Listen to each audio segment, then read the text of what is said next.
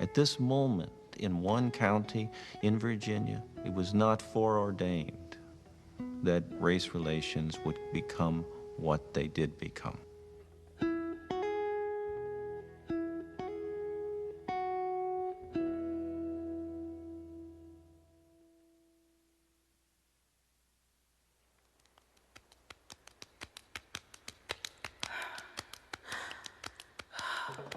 In 1640, the year Anthony Johnson purchased his first piece of land, 3 servants had run away from a Virginia plantation and headed for Maryland. Captured and returned to their owner, they were tried for breaking their contract. The said 3 servants shall receive the punishment of whipping and to have 30 stripes apiece. One called Victor, a Dutchman, the other a Scotchman called James Gregory, shall first serve out their times according to their indentures, and 1 whole year apiece after, and after that to serve the colony for 3 whole years apiece.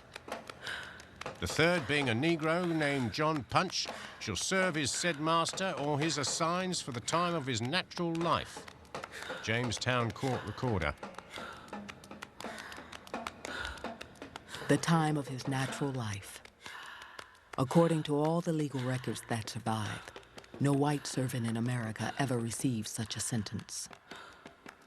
So what begins to happen in the 1640s is that those who are controlling the Virginia colony say to themselves, the fluidity that we've seen in the past, the fluidity that has allowed an Anthony Johnson to serve less than a life term, to acquire his own piece of ground, to develop a free status, is not something that we want to project as going further in the future. We want to close down that opportunity. We want to begin to show some distinctions. The English definition of who could be enslaved began to shift from non-Christian to non-white.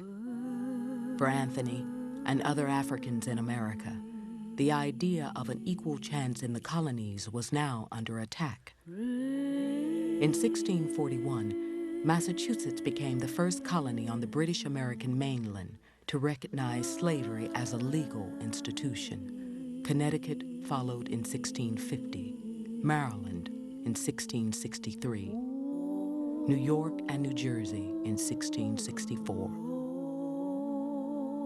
Virginia legally recognized slavery in 1661, and a year later, a Virginia court decided that all children born in the colony would be free or slave according to the condition of the mother.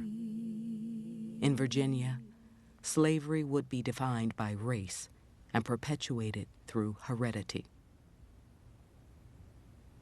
Perhaps in the middle of the 17th century, if you were one of several thousand Africans living in Virginia, you certainly knew that your children would be free. You might have that expectation. And to suddenly find themselves involved in lifelong servitude, and then to realize that in fact their children might inherit the same status, that was a terrible blow. That was a terrible transformation.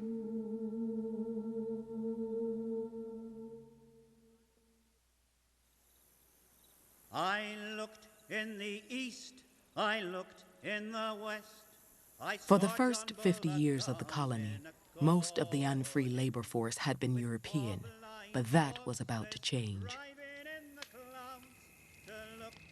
Word of the hard life in Virginia had gotten back to England, and the colonial government faced a growing shortage of servant labor. Also troubling the colony were the thousands of free men, most former indentured servants, who were unemployed and roaming the countryside. About slavery and Horace to a garden. The problem they face is not only a decreasing supply of indentured servants, but they face this increasing problem of what to do with all these indentured servants once they live out their term, and a lot of them were surviving. They had to be given land, they had to be given their freedom dues, and one of those dues included even guns, and there was a lot of unrest in Virginia.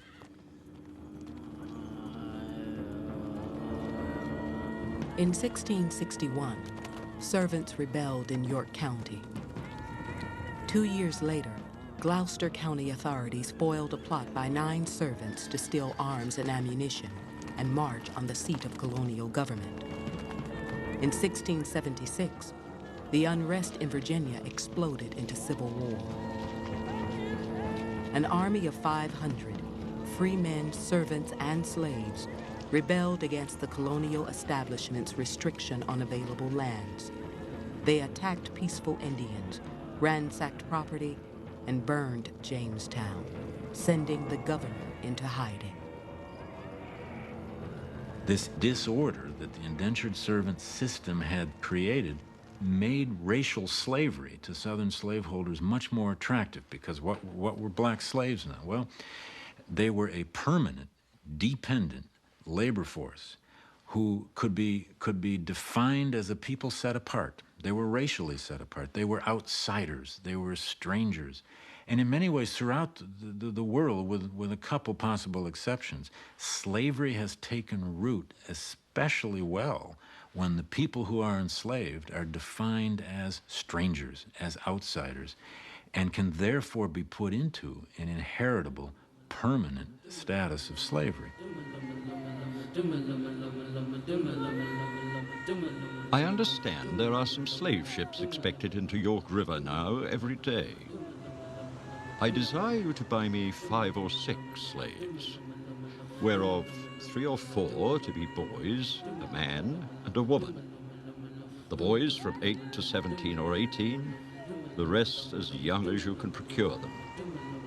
William Fitzhugh, Virginia Planter, 1681. Few ships coming from Africa made the voyage beyond the Caribbean to sell their cargoes on the mainland of British America. In 1672, the King of England chartered the Royal African Company, encouraging it to expand the British slave trade.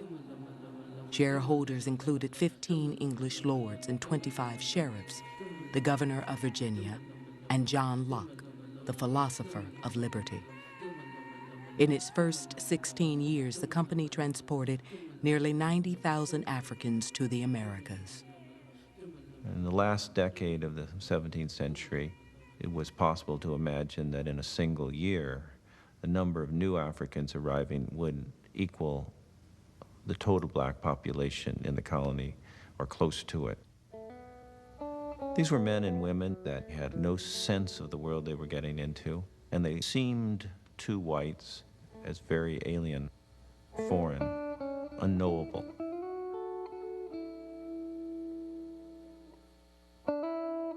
The Europeans look upon these people and they project an image on them. They project an identity, and that identity is African. What that means is non-American. What that means is non-European. What that means is separation. All servants imported and brought into this country who are not Christian in their native land shall be counted and be slaves. If any slave resists his master correcting such slave, and shall happen to be killed in such, it shall not be accounted felony. If any Negro shall absent himself from his master's service and lie hid and lurking, and if he shall resist any person employed to apprehend the said Negro, then it shall be lawful for such person to kill the said Negro. Virginia General Assembly, June 1680.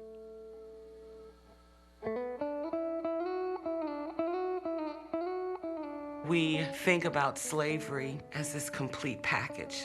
It just came to evil landowners, and it didn't happen that way. It happened one law at a time, one person at a time. And as landowners felt the need to control a different behavior, year after year, they added more laws until finally, 1691, they passed the law that made it illegal to free a black slave unless they were leaving the colony. So by then, it was pretty much set that this was going to be a slave society.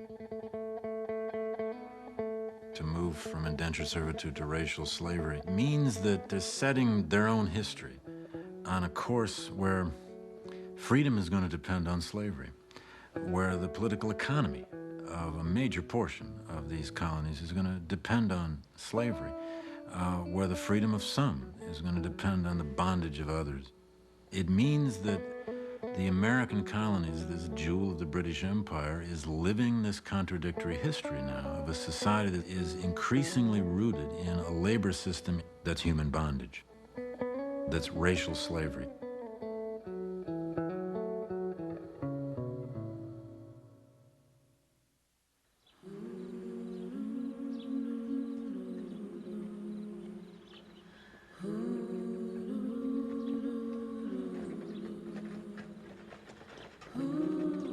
Anthony Johnson moved his family out of Virginia and north to Maryland. There he leased 300 acres he called Tony's Vineyard. On that farm, Anthony Johnson died. Back in Virginia, a jury decided that the land Anthony had left behind could be seized by the state because he was a Negro and by consequence, an alien. One wonders how Johnson would have viewed this changing world of Virginia. He lived a very long time. He survived and did quite well by the standards of the day, building up properties, hundreds of acres, and cattle. By the standards of the time, anyone would say he did quite well. There's no reason to believe, as of, say, the 1670s, that the Johnson family is going to be squeezed out. Within a few years, Anthony's grandson, John, purchased another 44 acres, and in memory of his grandfather's homeland, called the farm Angola. By the time the end of the century came, Anthony Johnson's children and grandchildren may well have been fighting to stay free. Many free people were sold into slavery. You know, they couldn't prove that they were free. They had no way of letting anybody know that they were free. So if a plantation owner came by and said, "This is my slave and I want to sell him," you were sold.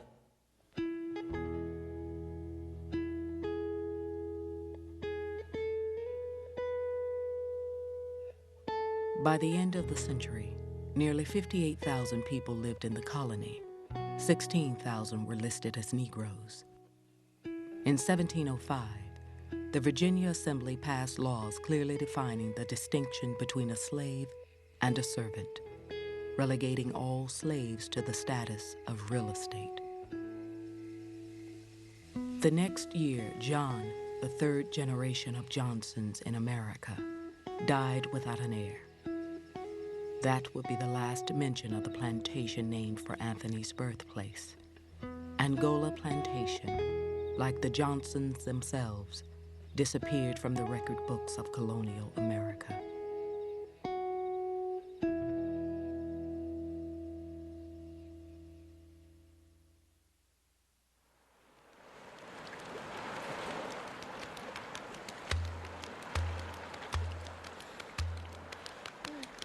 The African trade is a trade of the most advantage to this kingdom of any we derive, and as it were all profit, it is indeed the best traffic the kingdom hath, as it doth occasionally give so vast an employment to our people both by sea and land. John Carey, Bristol, England. In 1698, the English Parliament ended the monopoly of the Royal African Company on the African slave trade. It became the right of every free-born British subject to trade in slaves. Over the next half-century, the number of Africans transported to the British colonies in British ships increased from 5,000 to 45,000 a year. England became the largest trafficker in slaves in the Western world. It is the first principle and foundation of all the rest, said one British writer, the mainspring of the machine which sets every wheel in motion.